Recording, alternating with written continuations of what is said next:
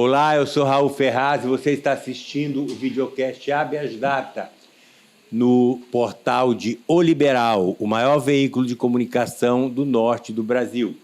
Hoje nós temos a honra de entrevistar duas personalidades ilustres da advocacia paraense, o doutor Afonso Furtado, advogado criminalista, presidente da Comissão Estadual dos Direitos e Defesa das Prerrogativas da Advocacia na OAB Pará, secção Pará, e do doutor Clias Bonfim, advogado previdenciário, vice-presidente da Comissão Estadual dos Direitos e Defesa das Prerrogativas da Advocacia da secção da OAB Pará.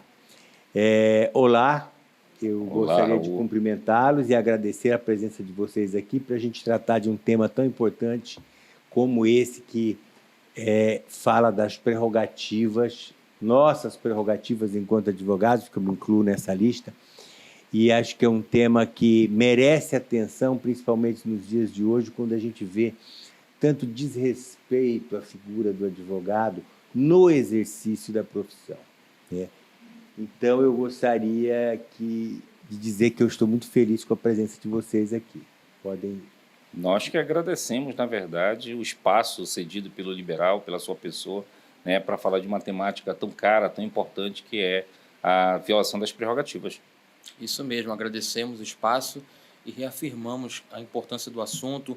Eu acho que militamos, estamos diariamente na labuta da advocacia, sabemos o quão caras são as nossas prerrogativas, que muitas pessoas às vezes entendem como privilégios de classe, mas na verdade as prerrogativas elas são do cidadão em ter um advogado forte e independente na sua defesa.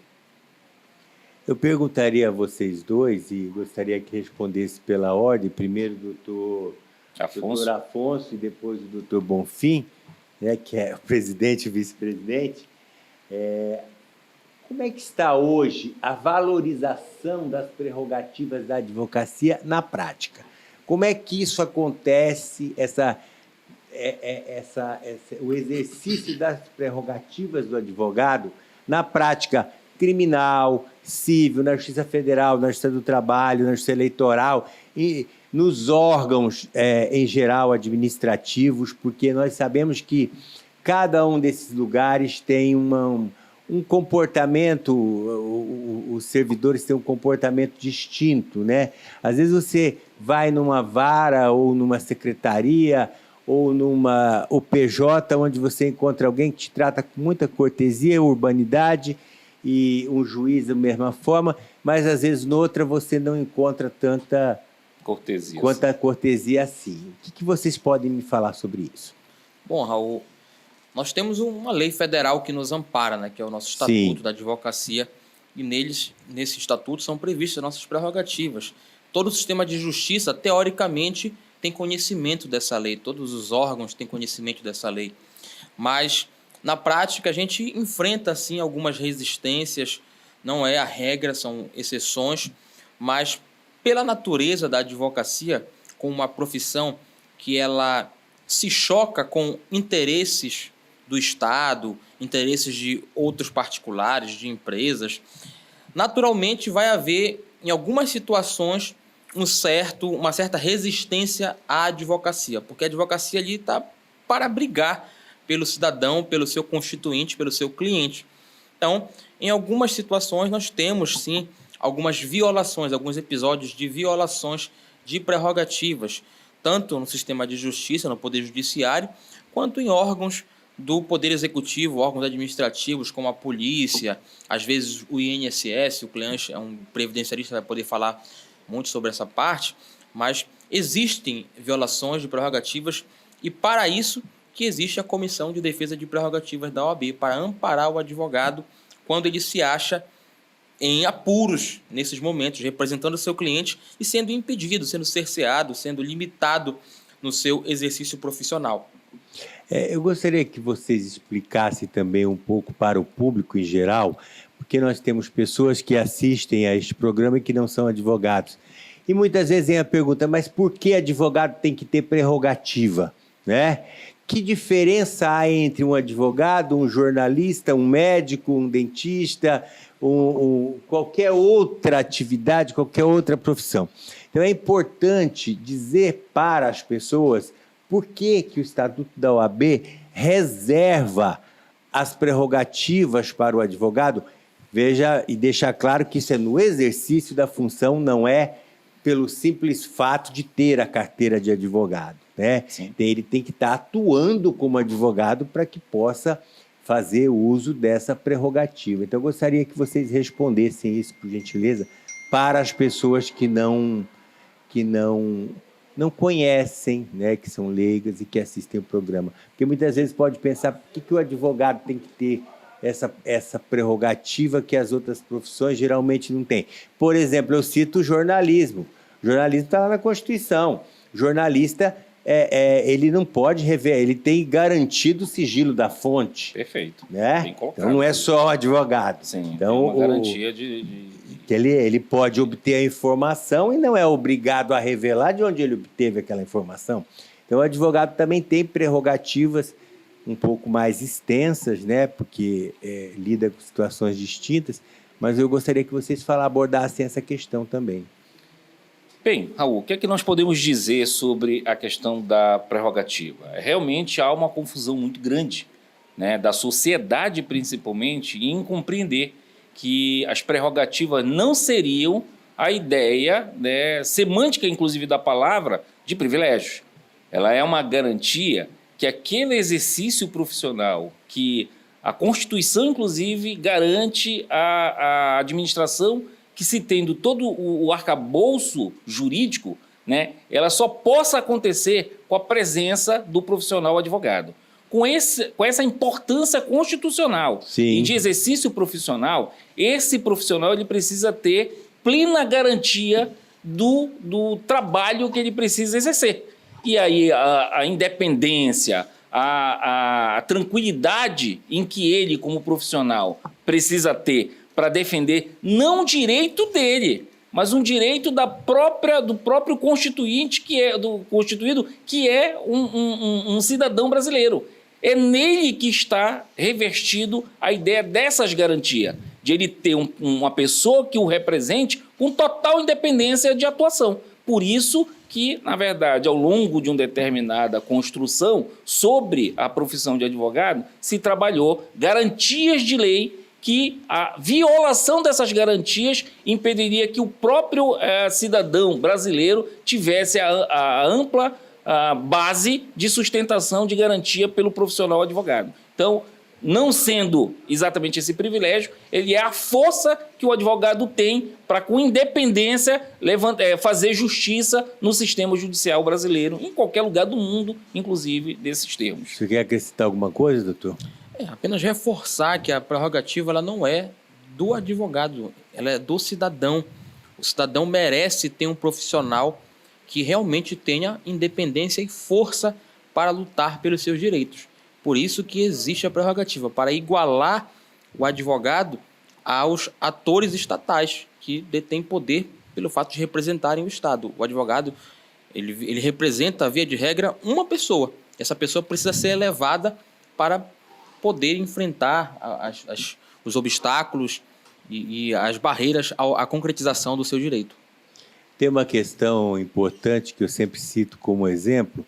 Se você vai a uma delegacia atendendo uma intimação sozinho, né, você pode ser até, dependendo sair preso. Sair preso. Tem casos que da hostilidade do delegado ou de quem atende, da autoridade, sair preso de lá. Sim, então, o advogado está ali para garantir que a legislação seja cumprida, a devida proteção, e que ele não seja hostilizado, não seja confundido com a parte, porque ele tem a prerrogativa de estar ali para fazer a defesa. Exatamente. Numa audiência. Sem correr o risco de receber a voz de prisão, sem correr o risco de ter o impedimento de olhar um documento, sem ter o impedimento de poder adentrar ao recinto do estabelecimento para poder fazer justiça pelaquele que o procura ele. De permanecer em pé ou sentado. Isso, na verdade, é outra garantia que tem, que já aconteceu episódio, Jaú, de uma juíza, ao se sentir incomodada com 5, 6 advogados em pé no tribunal do júri, a juíza incomodada pediu para que os colegas se sentassem porque ela não conseguiria fazer o júri dela porque os colegas estavam em pé. Aí os colegas levantaram exatamente esse item do artigo da lei, dizendo que o advogado pode permanecer sentado ou em pé para poder fazer a sua sustentação de defesa. Claro, exatamente. Então, eu acho que está bem clara essa questão, porque nós temos visto aí, podemos afirmar, sobre a relação institucional entre a advocacia e a autoridade pública, né?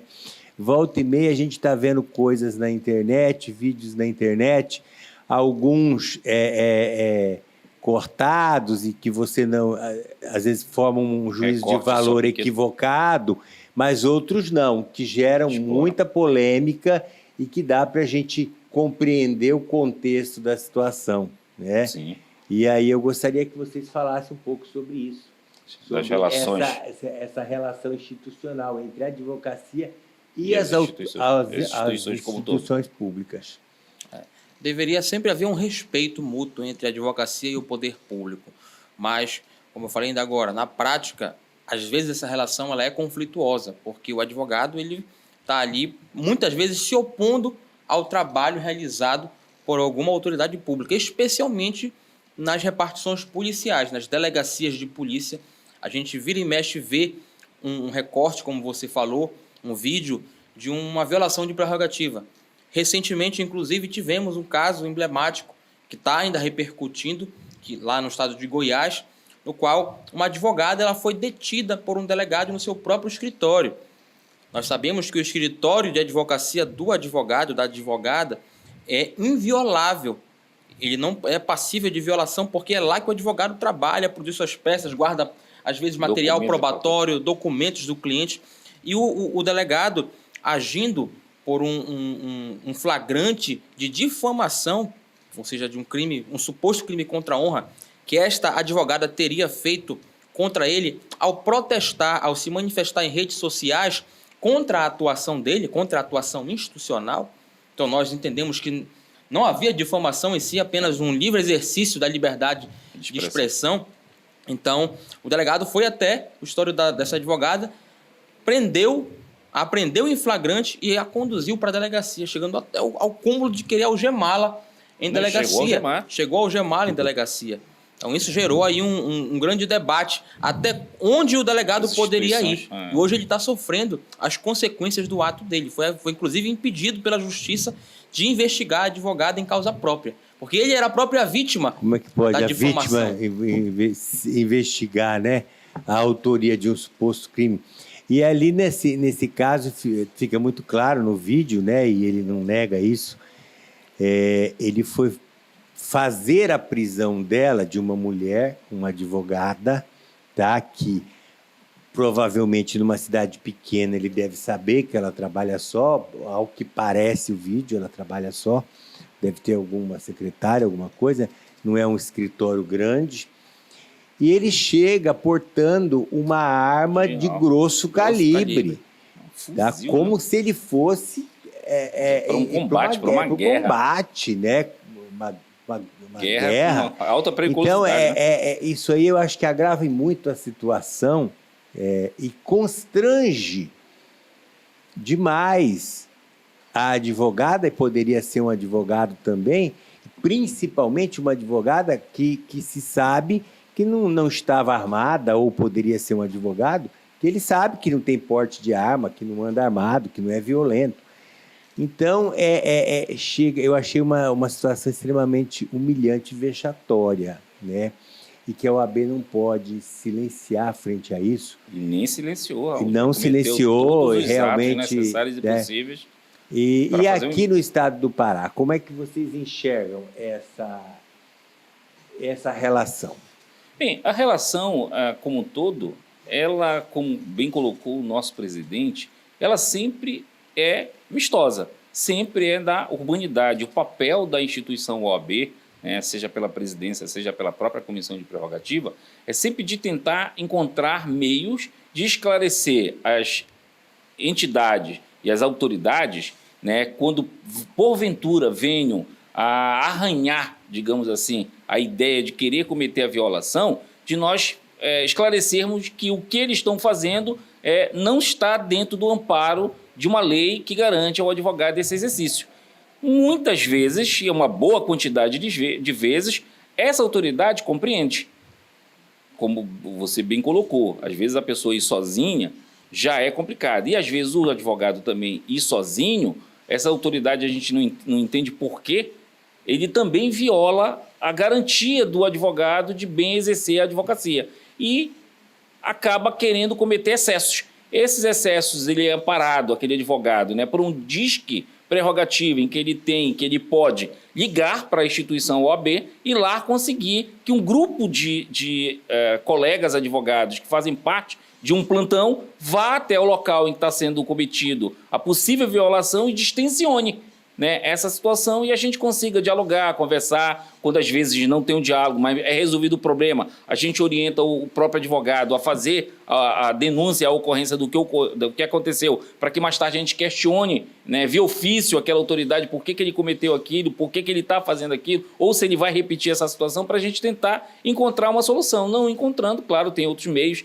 que é a comunicação à corregedoria, como comunicação ao CNJ, comunicação ao órgão de fiscalização, para a gente poder ter sanado aquele problema.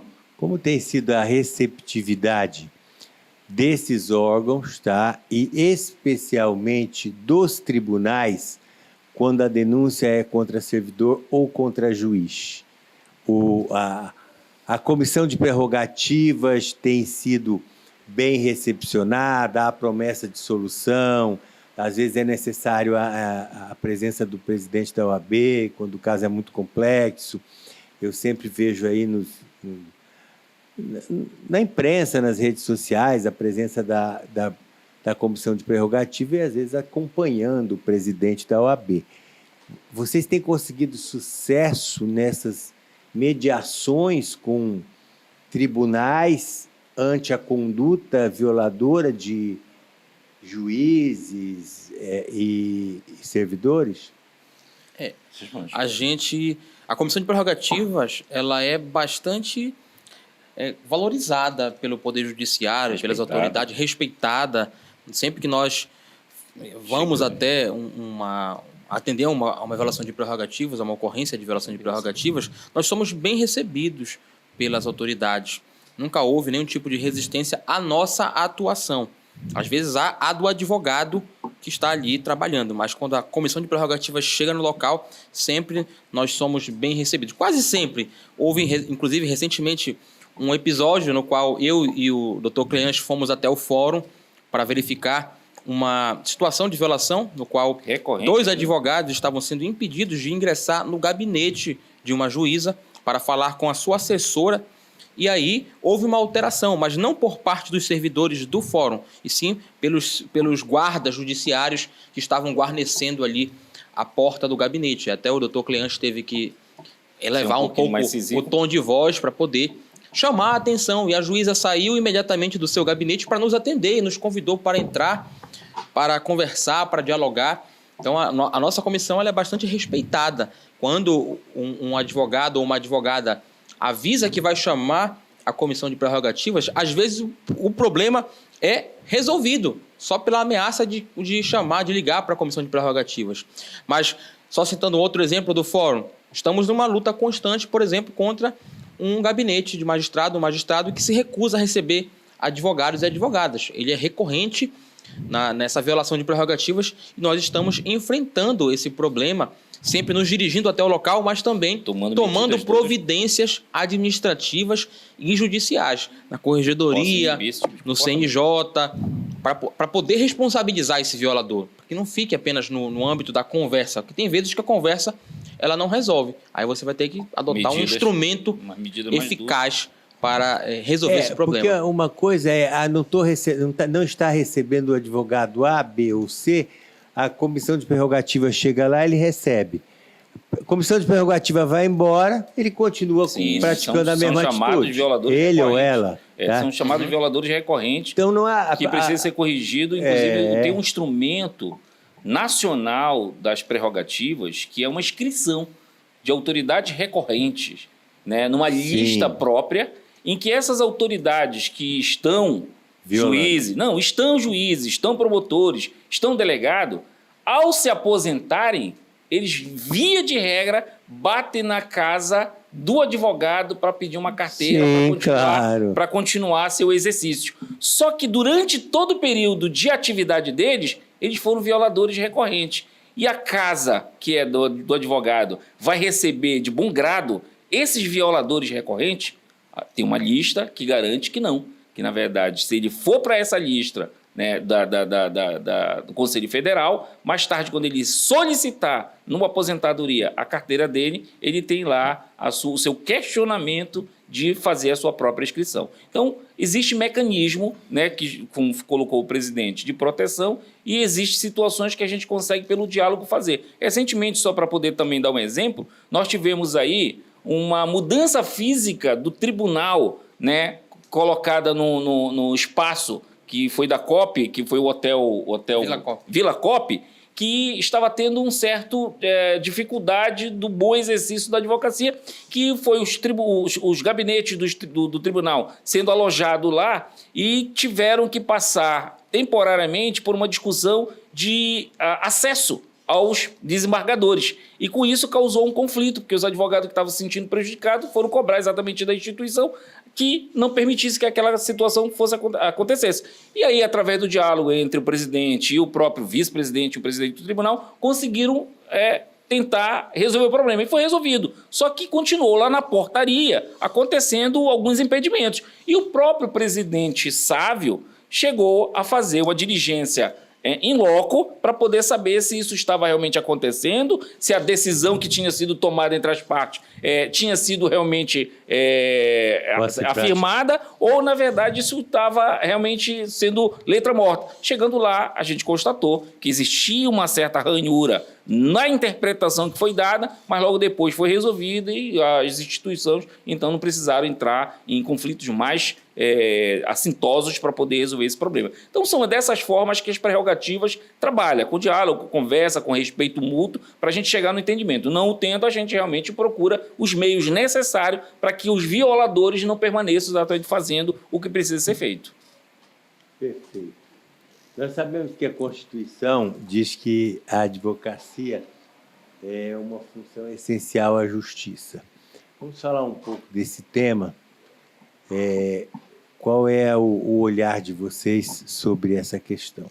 Eu coloquei logo no início que a Constituição ela garante uma das poucas artigos que tem sobre uma profissão, né, no artigo 133, que o advogado ele é indispensável à administração da justiça. Não existe nenhum momento qualquer ato de justiça ocorrida no nosso país, em qualquer meio, seja administrativo ou judiciário, propriamente dito, sem a presença, sem a atuação, sem a firme posição de um advogado, seja peticionando, provocando a abertura de jurisprudência e novas teses de garantias constitucionais, seja, na verdade, interpretando o que a lei, às vezes, deixa escrito, mas, às vezes, tem margem para interpretações. Então, o advogado ele realmente é indispensável. E entre essas indispensabilidade dele está... Tem os juízes.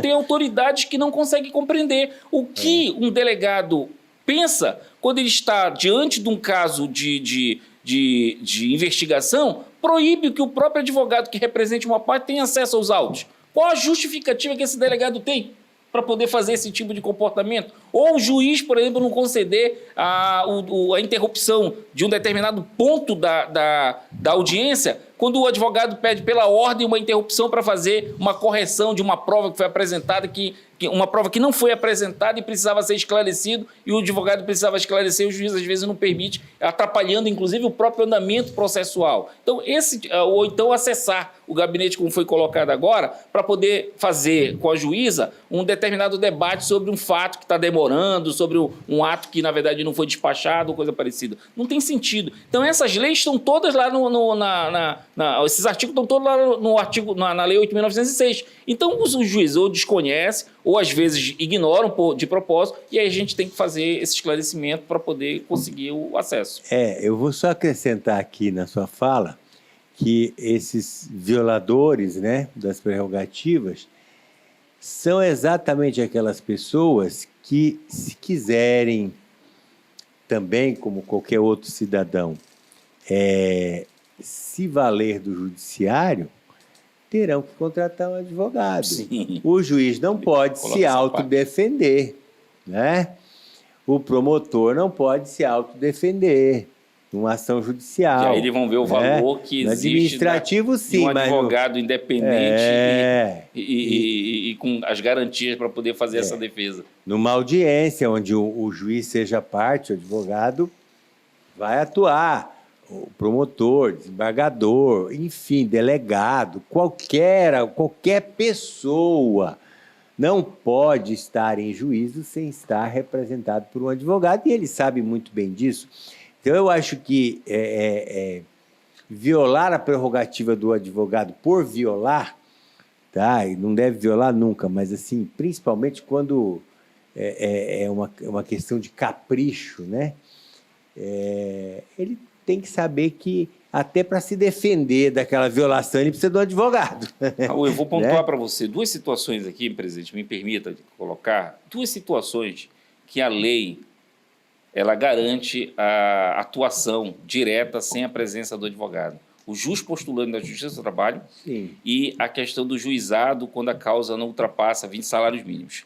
Então, o que nós temos, Raul, o que nós temos de equívocos de perda de direito por conta dessas duas situações que a pessoa vai sozinha e às vezes não tem a garantia porque não conseguiu fazer uma melhor instrução de prova, melhor apresentação de elementos probantes. Então, tudo isso, o que causa de prejuízo pela ausência exatamente de um profissional, ela é gigantesca. Ela nem deveria existir. Sem contar que eles não podem recorrer, nem deveria existir, mas a lei ainda assim garante. Mas não existe em nenhum outro caso, como você colocou, a questão da participação de defesa sem exatamente a presença do advogado. E, na verdade, quando se trata de autoridades que violam as prerrogativas, quando elas vão responder por essa violação, elas vão precisar do advogado. Sim, o tempo todo. Principalmente se for perante a justiça. Que a gente até brinca, né? Coloca aí, doutor. Quando a gente, na verdade, vê que a autoridade está violando, a gente cita isso daí na hora para eles.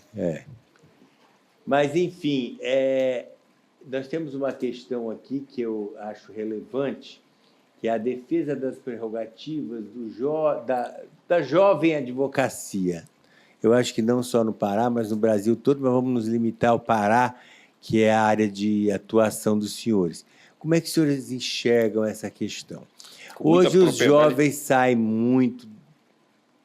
das faculdades, prestam a prova da OAB, isso já é uma grande vantagem, passar já mostra um conhecimento, um bom conhecimento, né? Mas não quer dizer que ele tenha a experiência necessária para advogar. Então, eu acho que a OAB tem acho que até uma comissão que apoia isso. Né? Tem uma comissão de jovens advogados. Uma comissão de jovens advogados. Inclusive, o doutor Afonso foi por muito tempo presidente, então com mais propriedade. Hoje, viveu a jovem advocacia pela comissão e hoje está presidente da prerrogativa, vai falar com propriedade isso daí. E aí, no momento de defender a prerrogativa, eles devem ter um pouco mais de dificuldade do que nós, que já estamos aí há algum tempo. É verdade. A jovem advocacia ela é o público que mais aciona a comissão de prerrogativas. Apesar de ter uma comissão própria para dar apoio à jovem advocacia, da qual eu fui presidente, como mencionou o Cleanche, mas o jovem advogado, dada às vezes a sua inexperiência ou por ter às vezes uma aparência de jovem, muitas vezes eles são violados por conta do seu exercício profissional, ou por excesso de ímpeto, muitas vezes, em querer argumentar. Então, a gente vê que há violações recorrentes contra a jovem advocacia, o que também é lamentável, porque todo profissional, independentemente da idade, merece respeito e valorização. Os delegados também já foram jovens delegados um dia, os juízes já foram jovens juízes um dia, já erraram também. Mas a jovem advocacia, pelo fato dela constituir também a grande maioria dos advogados e advogadas hoje, é onde se localiza o maior número de ocorrências de violação de prerrogativas. E a gente tem todo o carinho e atenção com esse público jovem, de dar esse suporte para eles, para que eles possam desempenhar a sua profissão, o seu dever profissional, da forma mais tranquila possível e até para que eles não se desmotivem a advogar, porque em muitas situações é traumático você enfrentar um promotor de justiça, um desembargador feroz que cerceia a sua palavra. Tem gente que não quer mais saber de advogar depois disso. Traumatiza. E por isso que a OAB precisa ter uma comissão de prerrogativas forte e atuante para proteger esse público que, digamos que ele é mais vulnerável, mais suscetível às violações do que um público mais antigo, que às vezes já tem umas relações, já conhece um delegado, já conhece um juiz, estudou com eles.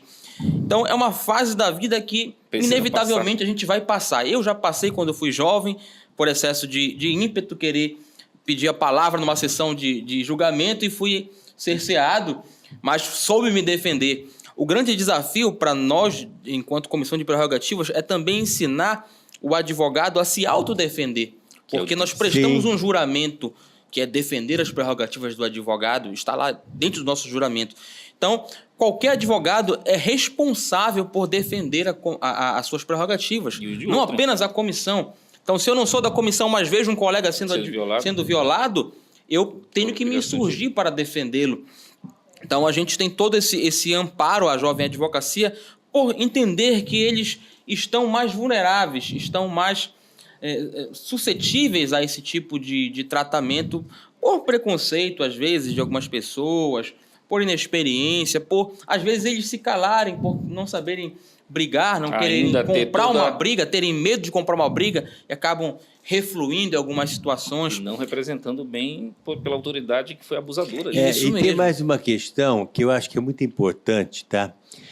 Para o jovem advogado e para o advogado em geral, né?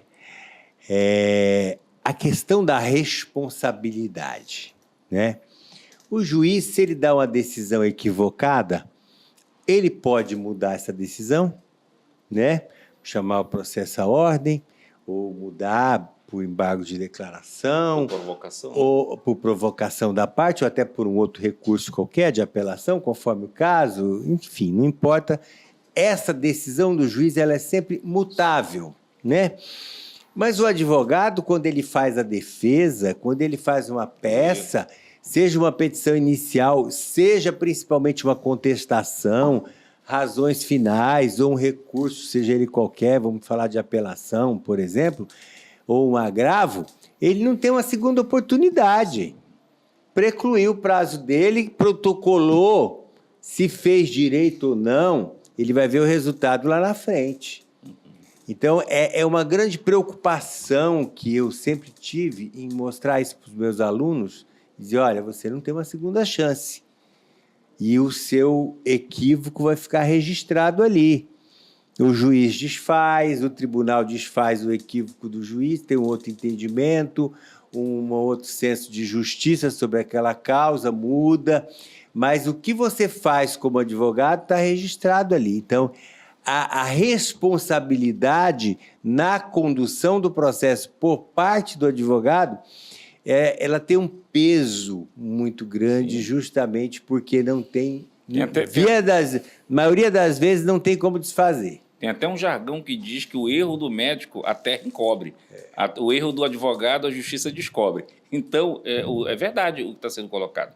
E, assim, só para corroborar essa situação colocada pelo nosso presidente, a jovem advocacia, se ela entender no artigo 32 da Lei 8.906 que o advogado ele não tem que ter receio em desagradar, né, seja juiz, delegado, coisa parecida, ou seja, lá a lei está escrito que ele não tem que ter receio de desagradar. Ele faz com sustentação, com veemência, sob pena de cometer essas falhas e essas falhas de recuo, digamos assim, da defesa, prejudicar exatamente a própria parte, pela inexperiência dele, pela falta de conhecimento. É exatamente isso que eu estou falando, porque às vezes o advogado jovem, ele não tem, ele fica na dúvida, ele não tem coragem, né? Então ele precisa ser encorajado a lidar, né, com essas questões de forma muito realista e cara a cara. Por isso que é muito importante todo e qualquer advogado, saindo da faculdade, conhecer em profundidade o artigo 7º dessa Lei 8.906, que são as garantias de defesa como um todo. E sempre teve, né, pelo menos nos últimos 20 anos, uma disciplina na faculdade que obriga, né, um Sim, estudo profundo do Estatuto, né, justamente para essas questões. Nós temos aqui uma última pergunta para o nosso bate-papo, que é sobre a interiorização da advocacia e acesso à justiça, especialmente num estado com proporções territoriais imensas, como é o estado do Pará. De que forma a OAB consegue manter um mínimo de fiscalização sobre essas denúncias de prerrogativas, de violação de prerrogativas, nos lugares mais distantes possíveis? A OAB ela tem um sistema que é muito parecido com o nosso sistema federativo, né? O sistema em que há ali um poder central, um Conselho Federal. Há tantas OABs quanto existem os estados e Distrito Federal.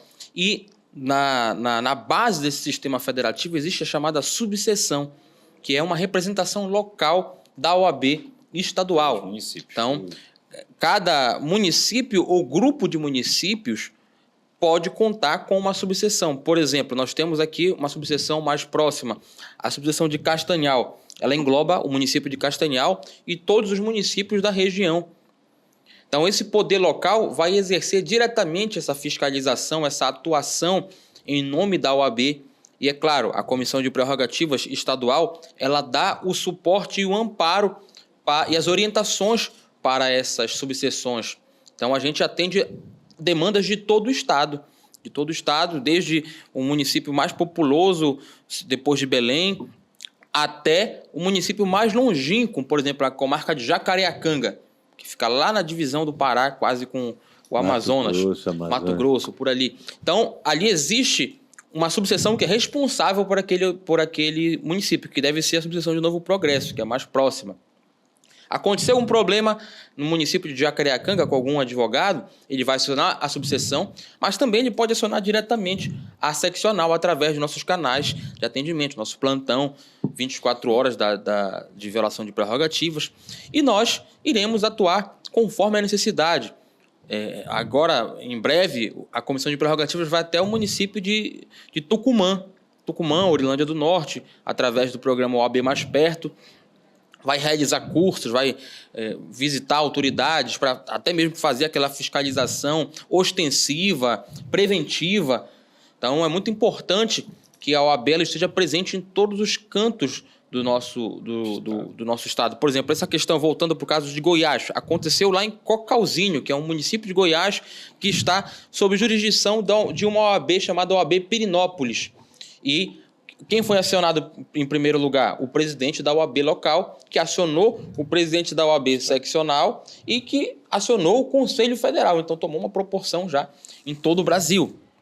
Então, isso pode acontecer aqui no Pará. Nós temos um sistema chamado Sistema de Defesa de Prerrogativas, que é composto pela seccional e pelas subseções e também pela Comissão Nacional de Prerrogativas, da qual, inclusive, eu faço parte como membro.